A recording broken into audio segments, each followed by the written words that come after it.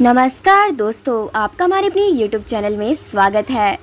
क्यों मनाई जाती है राधा अष्टमी? इसे मनाने के पीछे क्या है वजह? भाद्र माह के शुक्ल पक्ष की अष्टमी तिथि को राधा रानी का जन्म उत्सव मनाया जाता है। धार्मिक मान्यताओं के अनुसार द्वापर युग में इस शुभ दिन देवी राधा का जन्म हुआ था। धर्म ग्रंथों में कई उल्लेख के मुताबिक राधा रानी वृषभानु एवं उनकी पत्नी कृति की पुत्री थी।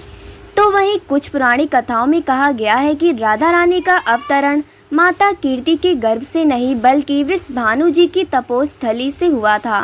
तो राधा अष्टमी के इस खास अवसर पर जानते हैं राधा रानी से जुड़ी पुरानी कथा।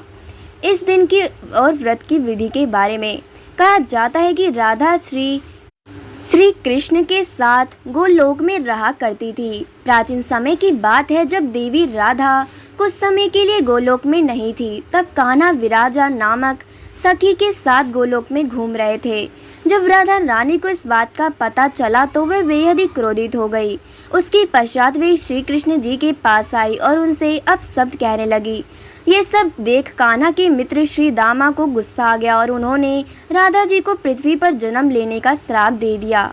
देवी राधा को ऐसा भयंकर रूप देखकर विराजा ने वहां से प्रस्थान किया और नदी के रूप में चली गई।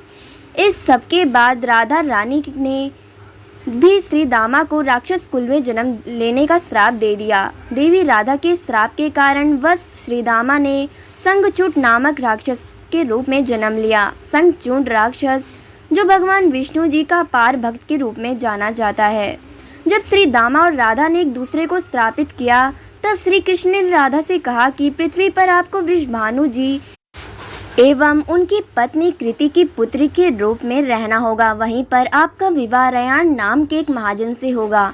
रयान मेरा ही एक रूप होगा और वहाँ भी आप मेरी ही प्रेमिका बनकर रहोगी। संसार की दृष्टि से माता कीर्ति गर्भवती हुई और उन्हें प्रसव पीड़ा हुई, लेकिन देवी कीर्ति के गर्भ से योग माया की प्रेरणा से वायु का प्रवेश हुआ और उन्होंने वायु को ही जन्म दिया।